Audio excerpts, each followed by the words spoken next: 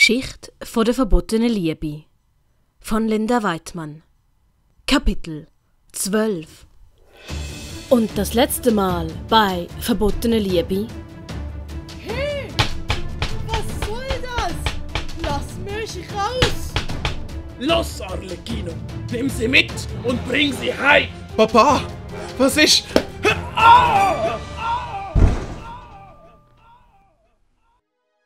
Brighella war in der Burg angekommen.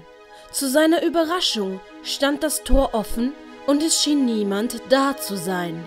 Hallo? Doralina? Ist da jemand? Brighella begann, die Burg zu durchsuchen. Hallo? Da ist ja auch niemand. Hilfe! Wir sind hier! Das ist ja doch der Dottore! Wo sind Sie? Brighella! Dem Himmel sei Dank! Im Ostflügel, oben im 2. Stock! Toll! Noch mehr Stöcke! Beeile dich! Ja! Ist ja nicht so, als würde sie weglaufen. Brighella rannte die Stufen hoch und fand einen Raum mit einem großen Bett, auf dem offensichtlich jemand eine Weile geschlafen hatte, und eine Tür mit Gittern, aus der Dottore hervorblickte. Hier sind wir! Oh, Dottore, wie sind Sie denn da reingekommen? Dafür haben wir jetzt keine Zeit. Pantalone und Antonio sind in großer Gefahr. Diego will den beiden was antun. Oh nein! Schnell, ich hole sie da raus. Das bringt nichts, Brighella. Den Schlüssel hat Diego mitgenommen. Geh lieber los und hilf den beiden. Das mache ich. Aber Brighella! Ja? Vergiss mich nicht, ja? Die Zelle schadet meiner sensiblen Haut. Also mach nicht so lange. Ich komme, so schnell ich kann, zurück. Brighella rannte los und begann nach den anderen beiden zu suchen. Wir kehren wieder zu Diego und Antonio zurück. Diego hatte gerade Antonio mit einem Stein niedergeschlagen. So, jetzt noch der Stein in seine Hand legen. Voila! Das Mal habe ich extra nicht fest drauf gehauen. Oh, er kommt zu sich. Schnell weg. Was? Was ist passiert? Papa? Ein Stein? Nein, was? Du hast deinen eigenen Vater erschlagen. Ich habe alles mit angesehen. Was? Nein! Was? Nein! Antonio ließ den Stein aus der Hand fallen und stand panisch auf. Wenn ich du wär, würde ich jetzt ganz schnell verschwinden. An einen Ort, wo dich niemand findet. Antonio, der einfach nur noch verwirrt war, rannte auf und davon. Das Problem hätten wir gelöst. Diego gab Pantalones Körper mit dem Fuß einen Stoß. Dieser rollte los und stürzte die Klippe hinunter. Diego hatte aber nicht bemerkt, dass Doralina das Ganze mit angesehen hatte und dass diese schnell an den Strand gerannt war, um sich um Pantalone zu kümmern. Oh nein, das sieht gar nicht gut aus. Signore, können Sie mich hören? Gut, er lebt noch. Ich bringe Sie am besten mal in die Höhle, da sind Sie erst einmal sicher. Doralina kümmerte sich um Pantalone. Brighella, der gerade aus der Burg gerannt kam, sah, wie Antonio völlig aufgelöst zum Steg rannte. Antonio! Antonio starrte kurz auf Brighella zurück und rannte dann völlig von Sinnen weiter. Denn Antonio wurde von den Stimmen der Verzweiflung und seinem Gewissen verfolgt. Mörder! Ihn erschlagen! Lauf, Vitra! Hey! Antonio! Da muss ja was Schlimmes passiert sein. Antonio! Antonio stieg in das Boot und fing panisch an, wegzurudern. Junge Meister!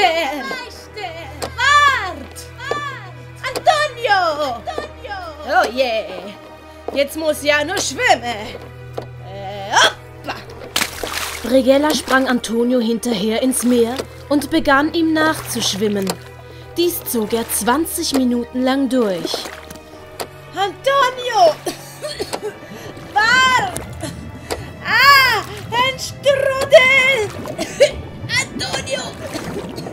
Hilfe! Doch Antonio war von den Stimmen in seinen Kopf gefangen. Nein, nein, nein!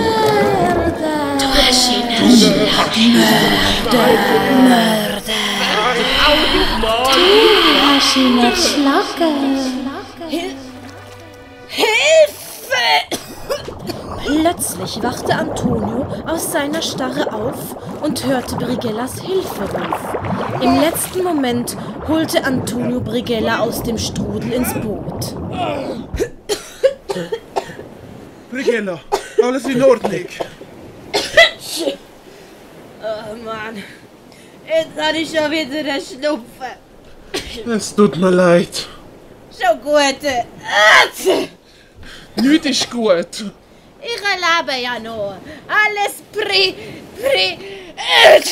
Nein, du verstehst nicht. Antonio wurde plötzlich ganz still. Auch das Meer schien für eine Weile still zu stehen. Ich habe meinen Vater erschlagen. Was? Ich habe meinen Vater erschlagen. In der Zwischenzeit kam Pantalone in der Höhle unterhalb der Klippe wieder zu sich.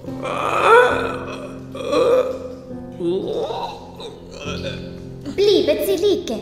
Sie haben eine ziemlich üble Kopfverletzung.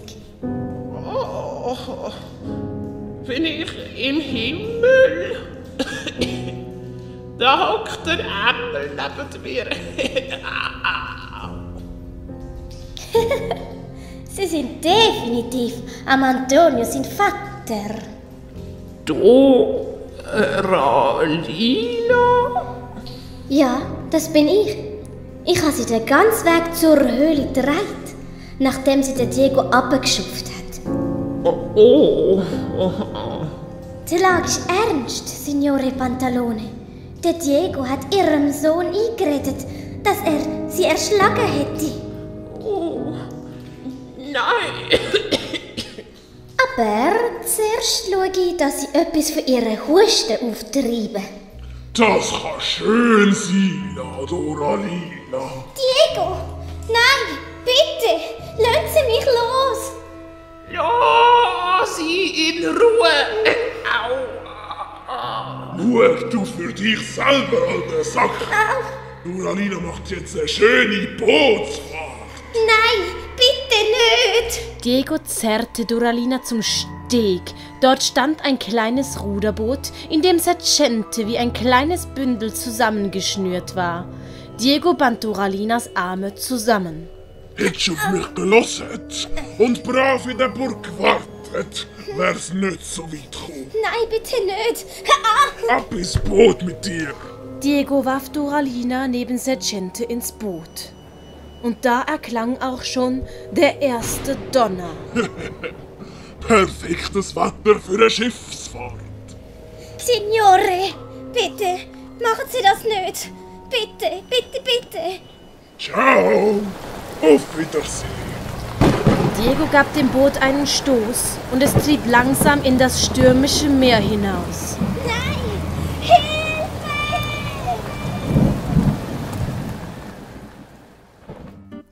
Ende Von Kapitel 12 Geschichte von der verbotenen Liebe von Linda Weidmann. Auf Wiedersehen und bis zum nächsten Mal. Grazie mille for watching the lesson. Please subscribe.